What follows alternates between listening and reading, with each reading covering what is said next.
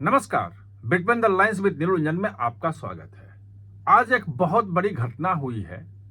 America में वामपंथियों पे जो कट्टर वामपंथी हैं उनको आतंकवादी घोषित कर दिया है ट्रंप सरकार ने।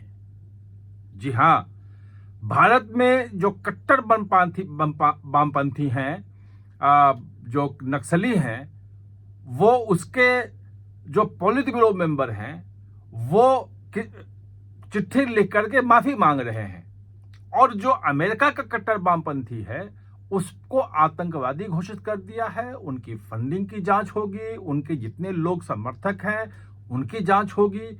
अब ये मामले को समझ, अच्छा, ये वामपंथी अमेरिका वाले जो हैं, ये जो हिंदुत्व के खिलाफ वहां जो देखते थे कि यूनिवर्सिटीज में कुछ निकल रहा है, बाकी जगह प्रदर्शन चल रहा है, हिंदुत्व के खिलाफ जो तमाम जो वहां पे मुहिम चलता था, उसके पीछे इन्हीं वामपंथियों का हाथ होता था। और इन वामपंथियों का संगठन जिसका नाम दिया गया, इसको एंटीफा कहा जाता है, एंटी फासिस्ट, यानी कि नाजीवाद के खिलाफ यह संगठन है। और ये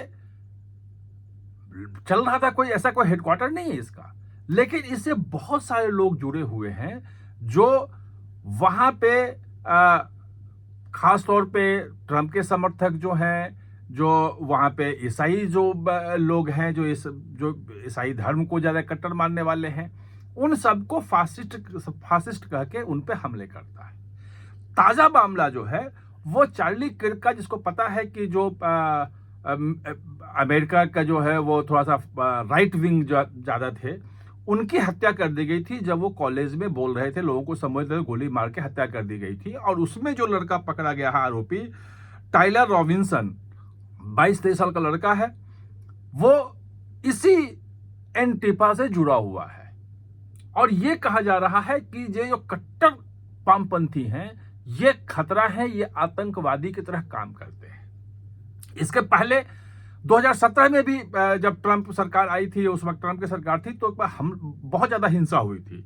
वो था कि शार्लोट्सविले में एक व्हाइट सुप्रीमेसिस्ट रैली चल रही थी और उसमें हमला हुआ था और बहुत सारे घायल हो गए थे, मरे भी थे।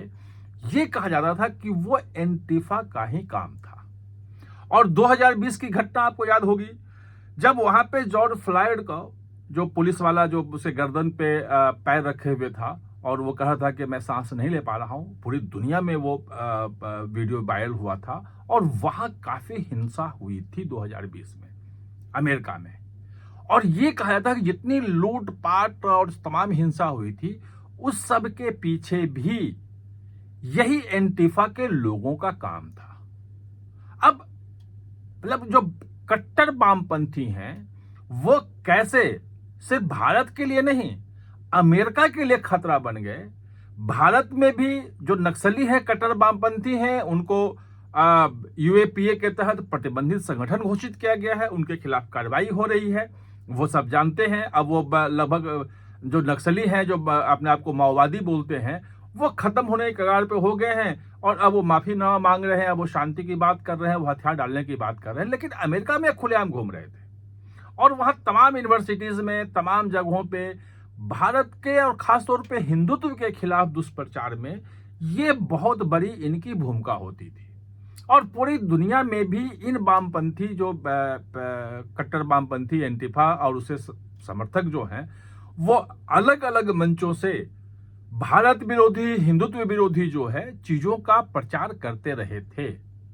अब इन वामपंथियों पे लग गया है लगाम, इनके जो खाते हैं वो सब सीज किए जाएंगे, इनकी फंडिंग कौन कर रहा है, कहां से आ रहा है वो होगा, जो इसके सक्रिय सदस्य मिलेंगे उनको गिरफ्तार किया जाएगा, क्योंकि आतंकवादी संगठन अगर घोषित हो गया तो उसके बाद फिर उनके खिलाफ कार्रवाई से कोई रोक नहीं सकता है।